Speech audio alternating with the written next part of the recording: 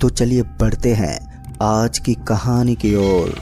दोस्तों, मेरा नाम सुधीर है और मैं उत्तर प्रदेश का रहने वाला हूँ। मैं आपको अपने साथ घटी हुई घटना के बारे में आज बताने जा रहा हूँ, जो कि मेरे साथ 3 साल पहले घटी थी। वो घटना आज भी मेरे जहन में है और साथ ही मैं चाह के भी उस घटना को नहीं भूल पाया हूँ। वो रात मेरी जिंदगी की सबसे डरावनी रात थी। ये उस वक्त की बात है जब सर्दियों का मौसम चल रहा था और हमारी गाड़ी रोड पर आगे आगे बढ़े जा रही थी। उस समय रात काफ़ी हो चुकी थी और गाड़ी में प्रतीक और मैं मौजूद थे।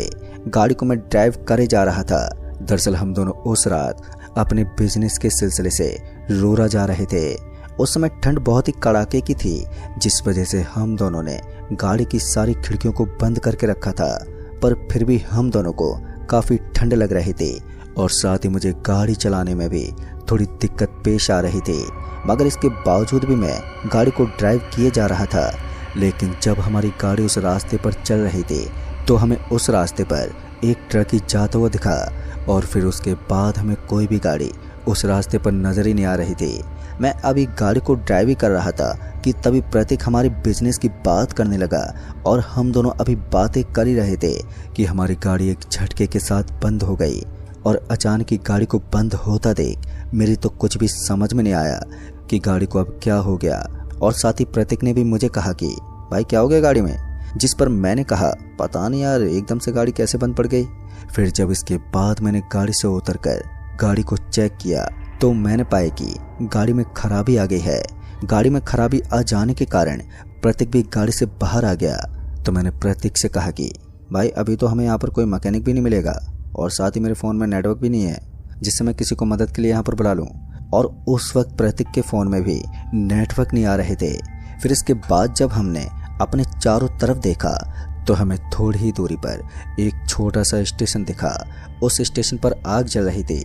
मैंने प्रतीक से कहा कि चल भाई उस स्टेशन पर चलते हैं, वैसे भी हम दोनों यहाँ पर खड़े करेंगे भी क्या। और उस वक्त हम दोनों को भी ठंड लग रही थी, जिस कारण हम दोनों उस स्टेशन की ओर जाने लगे।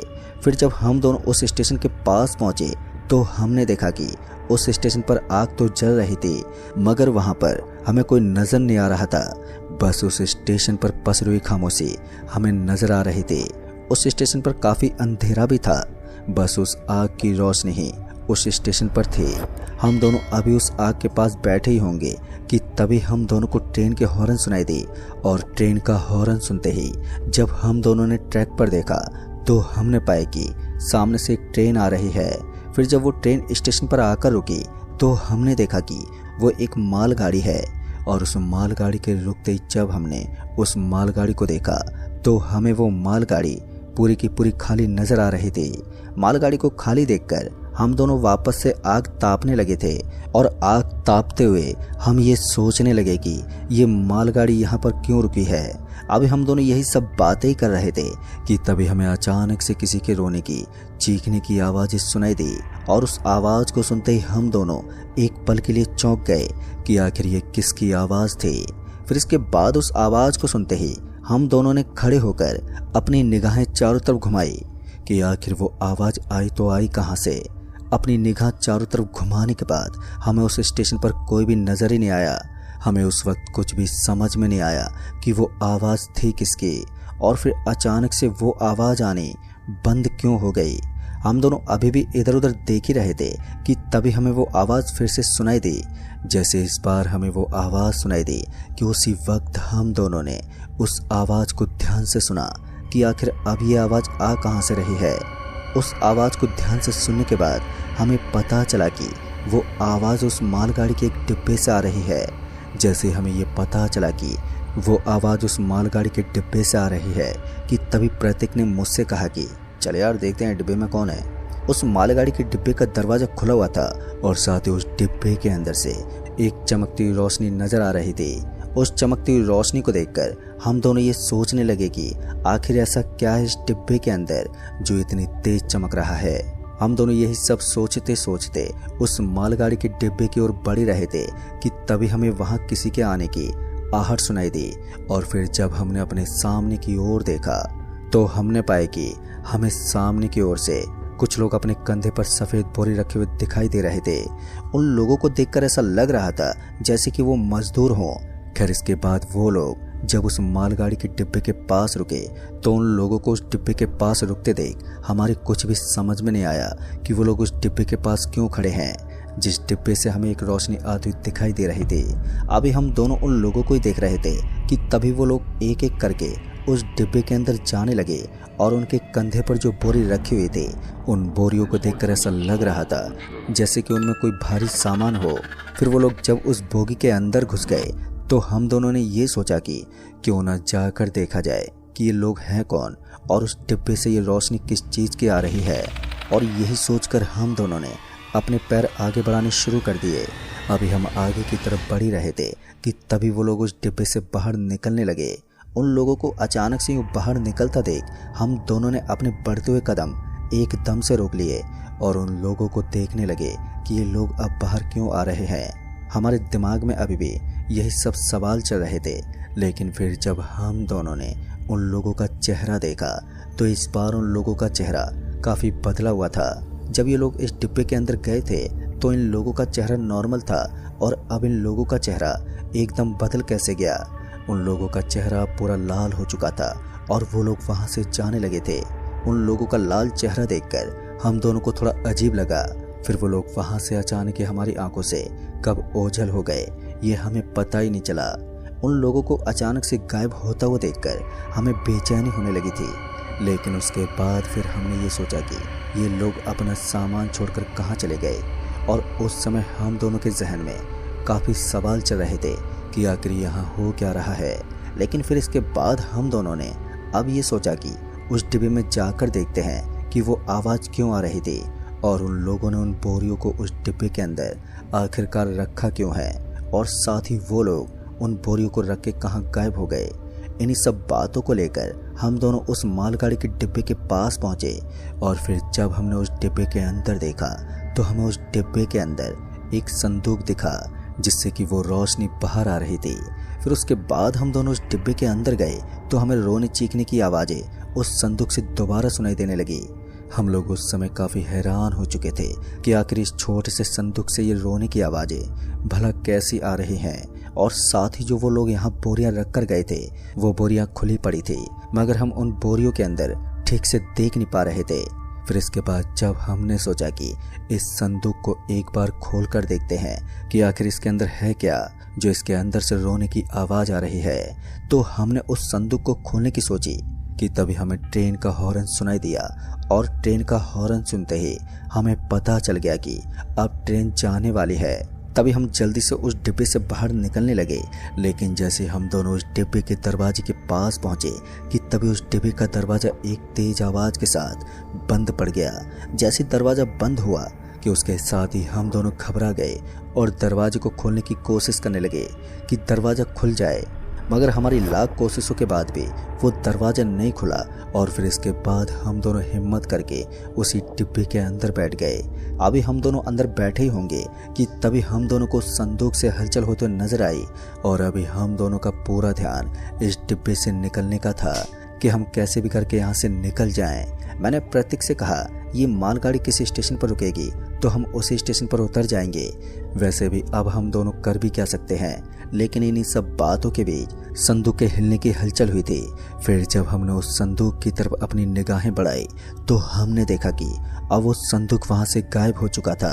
उस संदूक को अपने आप गायब होता देख हम दोनों की आंखें फटी की फटी रह गई कि आखिर वो संदूक यहाँ से कहाँ गायब हो गया और अब हम दोनों के अलावा इस डब्बे के अंदर कोई भी मौजूद नहीं था। फिर जब हमने अपनी नज़रें चारों तरफ घुमाई तो वो संदूक अब हमें कहीं भी नजर नहीं आ रहा था। फिर जब हमें वो संदूक कहीं नहीं दिखा तो हम दोनों वहीं पर चुपचाप बैठ गए और अभी हम दोनों बैठे ही होंगे कि तभी अचानक से वहां पर रखी हुई बोरियां जोर जोर से हिलने लगी और उन बोरियों को अचानक से हिलता देख हम दोनों थोड़ा घबराने लगे कि ये बोरियां अपने आप कैसे हिल रही हैं। हम दोनों डर के मारे थोड़ा पीछे हटने लगे थे। हम दोनों अभी उन बोरियों को ही देख रहे थे कि तभी उन बोरियों से कोई आदमी निकलने लगा और जब हमने ध्यान से देखा तो वो देखकर तो हमारे रोंगटे खड़े हो गए। दरअसल हमने देखा कि उन बोरियों से मुर्दे बाहर निकल रहे हैं और उनसे बहुत ही बुरी गंध आ रही थी। हम दोनों ने अपने नाक पर हाथ रख लिया था और हम डरे सहमे वहीं पर खड़े रहे। और फिर इसके बाद जब वो मुर्दे बोरियों से बाहर निकल गए और हमारे सामने खड़े हो गए तो ये नज़ारा हमारी ज़िंदगी का सबसे खौफनाक नज़ारा बन चुका था। उस वक्त हमें समझ में आया कि इस दुनिया में ऐसी भी चीज़ें हैं जो हमारी सोच से परे हैं। उस समय उन मुर्दों को देखकर हमें ऐसा लग रहा था कि जैसे हम सपना देख रहे हों, मगर अभी जो हमारे सामने है वो एक हकीकत है। वो मुर्दे अब हमारी तरफ बढ़ने लगे थे और उन मुर्दों को हमारी तरफ आता देख हमारे डर की सीमा और भी बढ़ने लगी, जिसे हम बयां नहीं कर सकते। अब वो मुर्दे एक डरावनी मुस्कान दे रहे थे और साथ ही उनकी आंखें पूरी तरह से काली दिख रही थी। और उस समय हमारी समझ में कुछ भी नहीं आ रहा था कि अब हम करें तो करें क्या। हमारे पास अब कोई चारा नहीं था उन मुर्दों से बचने का। हम लोग इन मुर्दों से कैसे बचे। अब हम दोनों के मुंह से आवाज़ भी निकलना बंद हो चुकी थी और साथ ही हमारा शरीर पूरा ठंडा पड़ गया था। हम चाहकर भी कुछ नहीं कर पा रहे थे। वो मुर्दे जैसे हमारे करीब आए कि तभी डर के मारे एकदम से हमारी आंखों के आगे अंधेरा छा गया और फिर इसी के चलते हम दोनों की आंख कब बंद हो गई हमें पता ही नहीं चला।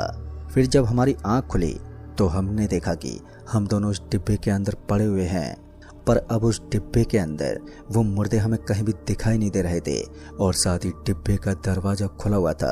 डिब्बे का दरवाज़ा खुला देख हमारी जान में जान आई। फिर इसके बाद हम दोनों खड़े हुए और उस डिब्बे से बाहर निकले। मगर जैसे हम उस डिब्बे से बाहर आए तो हमने देखा कि ट्रेन किसी स्टेशन पर रुकी हुई थी और वो स्टेशन बहुत ही ज़्यादा डरावना लग रहा था, क्योंकि इस स्टेशन पर भी हमें कोई भी नज़र नहीं आ रहा था। लेकिन फिर जब हमारी नज़र उस स्टेशन मास्टर के रूम के पास गई तो हमारे मन में अब ये ख्याल आया कि हमें यहाँ से निकलने का कोई ना कोई तो रास्ता मिल जाएगा, क्योंकि हमें बिल्कुल भी ये पता नहीं था कि हम हैं कहाँ पर। इसलिए प्रत्येक ने मुझसे कहा कि भाई चलो उस स्टेशन मास्टर के रूम के पास चलते हैं ताकि हमें यहाँ से निकलने का रास्ता मिल जाए। मैंने भी उसकी हाँ में हाँ कहा और उसके बाद हम दोनों उस स्टेशन मास्टर के रूम के पास जाने लगे। हम लोग डरे सहमे उस रूम के पास जा रहे थे, लेकिन जैसे ही उस रूम के पास पहुंचे कि तभी हमें पीछे से किसी ने आवाज़ लगाई और उसके आवाज़ लगाते ही जब हमने पीछे की ओर देखा तो हमें वहाँ पर एक आदमी खड़ा हुआ नजर आया। उस आदमी को देखकर हमारी ये समझ में नहीं आया कि अभी तो इस स्टेशन पर हमें कोई नज़र नहीं आ रहा था और फिर एकदम से ये आदमी कहाँ से आ गया। अभी मैं यही सोच रहा था कि तभी उस आदमी ने कहा, तुम्हें भी वो संदूक यहाँ पर लेकर आया है क्या। उस आदमी के मुंह से ये बात सुनते ही हम लोग एकदम से हैरान हो गए कि इस आदमी को उस संदूक के बारे में कैसे पता। क्या ये उस संदूक के बारे में जानता है। अगर ये उस संदूक के बारे में जानता है तो इसे यहाँ से निकलने का रास्ता भी मालूम होगा। फिर इसी के चलते हमने उस आदमी से कहा कि तुम्हें कैसे पता उस संदूक के बारे में, क्या तुम जानते हो उस संदूक के अंदर क्या है। जिस पर उस आदमी ने कहा, वो तो खैर मैं नहीं जानता और ना ही कोई जान पाएगा, उस संदूक का रहस्य आखिर है क्या। उस आदमी के मुंह से ये बात सुनकर अब हमें और भी ज़्यादा डर लगने लगा था। अभी कुछ देर पहले जहाँ हमें कुछ पल के लिए राहत मिली थी तो वहीं ये आदमी उस राहत को ख़त्म कर चुका था। लेकिन हमने अपने आप पर काबू किया और फिर उस आदमी से यहाँ से बाहर निकलने का रास्ता पूछा तो उस आदमी ने बताया कि अगर तुम्हें यहाँ से वापस उस स्टेशन पर जाना है तो तुम्हें ठीक 3:30 बजे तैयार रहना होगा, क्योंकि ठीक रात के 3:30 बजे इस स्टेशन पर एक ट्रेन आएगी और जैसी वो ट्रेन आए तुम सीधा उस ट्रेन में चढ़ जाना। मगर तुम्हें वो मुर्दे यहाँ से जाने के लिए रोकेंगे। अगर तुम दोनों उन मुर्दों से बचकर यहाँ से उस बोगी में घुस गए तो समझो तुम बच जाओगे। और फिर अंदर जाते ही तुम्हें उस ट्रेन की बोगी में एक तेज रोशनी आती हुई दिखाई देगी और जिसके बाद तुम्हें उस रोशनी के अंदर चले जाना है और फिर उसके बाद तुम अपनी जगह पर पहुँच जाओगे। दोस्तों, उस आदमी के ये कहते ही हम दोनों ने ये तो ठान लिया था कि अभी यही एक चारा है हमारे पास यहाँ से निकलने का। जिसके बाद हमने उस आदमी से ये पूछा कि पर आप हो कौन और आप यहाँ पर कैसे आए। जिस पर उस आदमी ने ये कहा कि मैं भी तुम्हारी तरह उस संदूक की वजह से यहाँ पर आया था और फिर जब मैंने यहाँ से निकलने की कोशिश की तो उन मुर्दों ने मुझे पकड़ लिया और उसके बाद मैं यहाँ से चाहकर भी नहीं निकल पाया, क्योंकि उन मुर्दों ने मुझे मार दिया था और फिर उसके बाद से मेरी आत्मा आज भी इस स्टेशन पर ही भटकती है। दोस्तों, उस आदमी के इतना कहते ही हमें पीछे से ट्रेन का हॉर्न सुनाई दिया और ट्रेन का हॉर्न सुनते ही जब हमने पीछे की तरफ देखा तो हमें सामने से ट्रेन आती हुई दिखी। ट्रेन को अपने सामने आता देख हमें थोड़ी राहत मिली, लेकिन फिर जब हमने उस आदमी की तरफ देखा तो अब वो आदमी हमारे सामने से गायब हो चुका था। उस आदमी को गायब होता देखकर हमारे अंदर डर की कोई सीमा नहीं बची थी। जब वो ट्रेन स्टेशन पर आकर रुकी तो हमने पाया कि अब हमारे सामने वो सभी मुर्दे आकर खड़े हो गए थे। जैसा कि उस आदमी ने कहा था, हम दोनों ने अब बिना कुछ सोचे समझे अपने कुल देवता का नाम लेते हुए सीधा उस बोगी के अंदर जाने लगे। पर जब हम उस बोगी के अंदर जा रहे थे कि तभी वो मुर्दे हमारी तरफ और भी तेजी से बढ़ रहे थे, मगर हमारे कुल देवता का नाम लेते ही वो मुर्दे हम तक पहुंच नहीं पाए, जिस वजह से हम दोनों उस ट्रेन के अंदर पहुंच गए। और जैसे हमने उस ट्रेन के अंदर अपना कदम रखा कि तभी वो ट्रेन चलने लगी। दोस्तों, उस वक्त हमें ऐसा लगा था कि ये ट्रेन हमारे अंदर आने का इंतज़ार कर रही थी। फिर इसके बाद वो ट्रेन चलने लगी। फिर इसके बाद हमें उस बोगी के अंदर एक तेज रोशनी आती हुई दिखाई दी और तेज रोशनी को अपने सामने आते हुए देख हम दोनों सीधा उस रोशनी के अंदर चले गए। और जब हम उस रोशनी के अंदर गए तो हमें कुछ भी नहीं पता कि हमारे साथ क्या हुआ, क्योंकि उस वक्त हमारी आंखें बंद हो गई थी।